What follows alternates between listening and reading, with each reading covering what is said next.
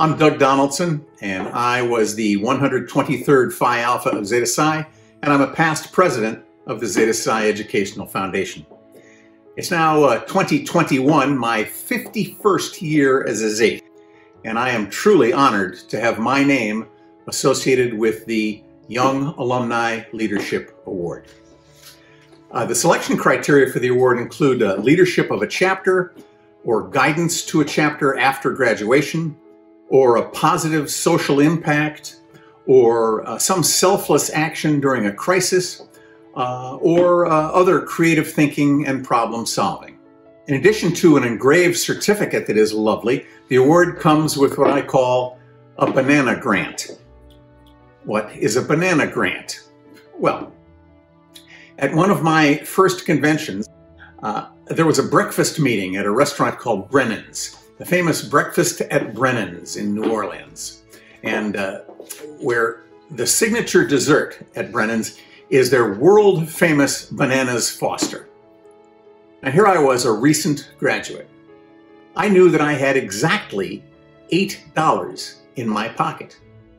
And the cheapest thing on the menu at Brennan's was a poached egg for $8. Now, everyone else ordered the fabulous buffet, and I ordered the $8 poached egg. And I'm hearing people say, "Oh, isn't this salmon magnificent? And the prime rib, delicious. Eggs Benedict, the best I've ever had." "Oh, is that all you're having?" And I mumble, "Oh, I'm really not hungry." And after about 2 hours of all of these people going back 10 times to the buffet, and everybody then starts to order the famous Bananas Foster for dessert, which was $8 extra. "What? You're not having Bananas Foster?" And I said, "Oh, no, I couldn't. I'm stuffed. I ate that whole poached egg. It was very filling. I couldn't eat another bite." And the staff rolls up with carts loaded with ice cream and rum sauce, and they light this bonfire, and the flames go shooting up to the ceiling, and everyone loves the Bananas Foster. But I know that I can pay for my $8 poached egg. And when the meal was over, Roy Folk, the president of the foundation, says, "I'll pick up the check." And that's when Bananas Foster was burned into my brain. And so the Banana Grant will allow future recipients of the Young Alumni Award not only to attend a convention, but also to share some Bananas Foster. I'm proud to be a Zeta. Thanks.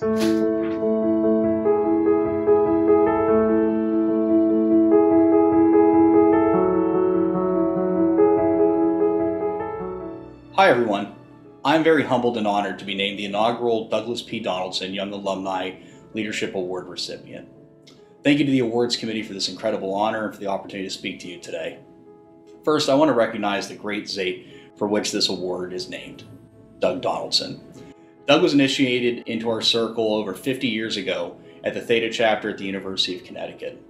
He is a founding member of the Heritage Society, the first recipient of the Gold Escutcheon, the inaugural Henry Elliott Volunteer of the Year Award winner, a past James J. Carey Leadership Award earner, and a Distinguished Service Award recipient. And on top of all of that, he has graced our fraternity with service as Phi Alpha over 25 years ago. Doug's long and distinguished track record of servant leadership is one for all of us to appreciate and to emulate. Leaders in the mold of Doug have kept Zeta Psi surviving and thriving for almost 175 years. Many of us aspire to his level of leadership and guidance. I know I certainly do. I've always thought that the most effective leadership philosophy is servant leadership, where the goal of the leader is to serve others. The individuals served grow, the leaders grow, and the organization will grow with them. Doug's example embodies this philosophy, certainly more than I would say most Zetas can appreciate. My work with the Psi chapter at Cornell University and serving on a number of foundation and fraternity committees pales in comparison to Doug's work. But volunteering in support of my brothers locally, nationally, and internationally has been some of the most enticing and enriching activities in my life. As a past Elder 5 for the side chapter, I do not miss the 3 a.m. phone calls or the stresses of navigating a capital campaign or trying to create a plan for a convention in Ithaca. But in retrospect, I learned so much and grew so much due to those experiences and the challenges we faced, and I would certainly do it all over again in a heartbeat. I continue to grow because of my continued involvement in Zeta Psi. I'm passionate for those strategic and vision-focused conversations on brotherhood development, on membership, philanthropy, recruitment, networking, and career development for my brothers, both active and elder. Many of you feel the same way. You help your brothers in similar acts, and I think we certainly saw that over the last year and a half with the pandemic nationally and internationally, brothers helping brothers. I would say the thing that gets me the most excited is around the energy that you feel going to a convention or an LTI, and you see that energy is contagious, because you just have one brother talking to another brother, and you have the opportunity to share a story. And for many of us, we haven't had that opportunity in almost 18 months. And even though we've done it virtually, and I think we've done it successfully, virtually with a virtual convention last year, we've done it with LTIs, and most recently, I think with the 1847 pledge, you saw the competitive spirit of our brothers come to light. I'm looking forward to seeing it in in-person events going forward, and I know many of you are too. If you know me, you know I have an Andy Bernard level love for Cornell, but I have an equal love for Zeta Psi too. We have brothers all over the world, and I've been lucky enough to visit them and have been visited by them. I've met them and learned from them and helped them and have been helped by them. It's been, I would say the essence of our brotherhood is learning that someone's a Zate and you realize that we're a global network of Zates, and we're Zates for life. And since this pandemic began, I've